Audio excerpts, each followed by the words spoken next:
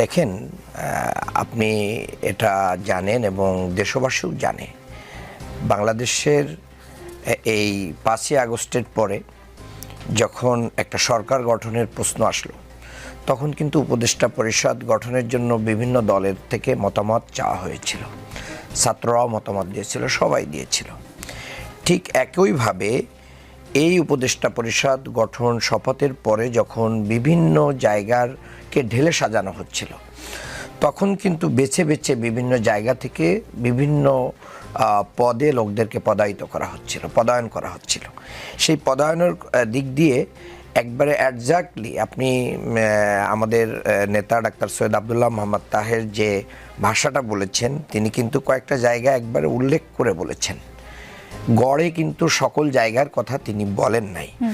বিশেষ করে আমরা 5ই আগস্ট পরবর্তী সময়ে বিভিন্ন জায়গায় যে আইন শৃঙ্খলার অবনতি হয়েছে, দেশে দেখেছেন যে লালমনিরহাটে আমাদের থানার থেকে আসামি ছিনতাই হয়ে গিয়েছে, আরও অনেক জায়গায় বড় ধরনের সহিংসতা হয়েছে। মূলত প্রশাসন এক্সাম্পলারি কোনো পানিশমেন্ট বা কোনো ভূমিকা, কোনো রোল প্লে করতে পারে নাই। কেন? এই না পারার মূল কারণটা হচ্ছে যে একটা বড় দলের আনুকূল্যটাকে তারা একটু বড় করে দেখছে। এই জায়গা থেকে বিএনপির কথাই আমরা বলছি, এবং তারা মনে করে নিয়েছে যে আমার ভাই আদিব যেরকম বললেন যে আগামীতে বিএনপি ক্ষমতায় আসবে, সো দ্যাট আমরা যদি বিএনপির পক্ষে থাকি তাহলে আমাদের যে পূর্ববর্তী যে হিস্ট্রিগুলো আছে, আমরা এই 17 বছরে যারা যেখানে যতটুকু ইনভলভ ছিলাম, সেগুলো কমপক্ষে কিছু মাফ করায় নিয়ে যেতে পারবো আর কি। ওই মাফ করানোর লাইনে যে তারা আরেকটু বেশি এগিয়ে আছে আর কি। তো এই জায়গায় আর বিএনপির পক্ষে একটা ভালো রোল তারা প্লে করতেছে। আপনি দেখেন, বাংলাদেশের কোনো একটা জায়গায় অপরাধীদেরকে ধরার জন্য পুলিশ প্রশাসন কি ব্যবস্থা নিয়েছে, আমাদের কাছে এরকম কোনো তথ্য নাই যে এটা হয়েছে। আমি আরেকবার আপনাকে প্রশ্নটা করি। আমি মোটামুটি যে প্রশ্নটা করেছি তার খানিকটা আপনি উত্তর দিয়েছেন। আমার প্রশ্ন ছিল, বিএনপি তো bus stand, tempo stand, launch stand দখল করে, জামায়াত দখল করে বিশ্ববিদ্যালয়, জামায়াত দখল করে প্রশাসন। তা আপনারাই পাল্টা বিএনপিকে অভিযোগ দিচ্ছেন 70 থেকে 80% বিএনপির দখলে। এখন যদি আপনি আপনার পয়েন্টেই ঠিক থাকেন, তো এই যে স্ট্যান্ড যতগুলো দখল করতে হয়, এই দখল ঠিক রাখার জন্য বহু টাইপের মানুষকে পুষতে হয়। আর এরাই হচ্ছে প্রশাসনকেও পুষতে হয়, প্লাস এই সমস্ত লোকরা অনেক ধরনের অকারেন্সের সাথে জড়িত, তাদেরকে এই প্রশাসন ধরে না। এর দ্বারাই বোঝা যায় যে তারা তাদের আনুকূল্যই দিচ্ছে।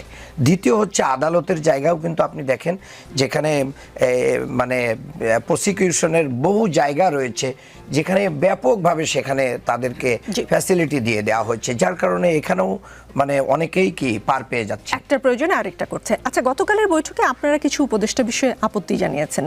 আপনারা কি উপদেষ্টা পরিষদের নাম প্রস্তাব করেছিলেন? মানে কাদেরকে আপনারা চান না? কারণ আপনাদের প্রস্তাবেও কিন্তু উপদেষ্টা পরিষদে জায়গা পেয়েছে, তাদের বাদে বাকিদের রাখা যাবে না। বিষয়টা আমাদের প্রস্তাবে কোনো উপদেষ্টা হয়েছেন এটা আমরা জানি না, কিন্তু আমরা প্রস্তাব করেছি।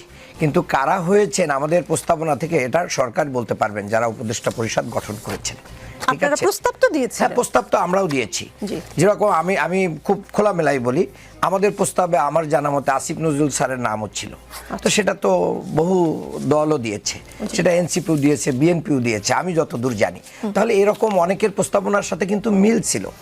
তাৎক্ষণিক ভূমিকার কারণে সেই প্রস্তাবগুলো তো ছিলই, কিন্তু প্রস্তাবনার চেয়ে বড় কথা হচ্ছে কে কাকে প্রস্তাব দিল। হতে পারে আমার প্রস্তাবটা সুন্দর নাও হতে পারে, কিংবা মানে সিলেকশনটা ভালো নাও হতে পারে, আপনারটা ভালো হতে পারে। কিন্তু এই ক্ষেত্রে আমার প্রশ্ন হচ্ছে, এই বিগত এক বছরের কর্মকাণ্ডকে জাস্টিফাই করে কারোর ব্যাপারে কথা বলা উচিত। ডক্টর মোহাম্মদ আব্দুল মান্নান, আপনার কাছ থেকে একটা ইনফরমেশন পেলাম, আপনারা মানে জামায়াত এবং বিএনপি দুজনেই ডক্টর আসিফ নজরুলের নাম প্রস্তাব করেছে। কাজেই আমি যতদূর কাজেই উপদেষ্টা পরিষদ থেকে আর কেউ বাদ পড়লেও তিনি অন্তত বাদ পড়ছেন না বলে আপাত দৃষ্টিতে মনে হচ্ছে। আব্দুল নূর তুষার, গত 28 সেপ্টেম্বর উপদেষ্টা মাহফুজ আলম বলেছিলেন, 2 মাস ধরে আমি অনিশ্চয়তার মধ্যে আছি যে আমি কখন নেমে যাই। নিজ এলাকার নামে বড় অঙ্কের বরাদ্দ নিয়ে তীব্র সমালোচনার মুখে পড়েছিলেন উপদেষ্টা আসিফ মাহমুদ সজীব ভুঁইয়া। 14 আগস্ট বলেছিলেন তফসিল ঘোষণার আগেই তিনি পদত্যাগ করবেন। আজ দেশের শীর্ষ একটি গণমাধ্যম দায়িত্বশীল সূত্রের বরাত দিয়ে বলেছে যে ছাত্র প্রতিনিধিদের কেউ না কেউ উপদেষ্টা পরিষদের শেষ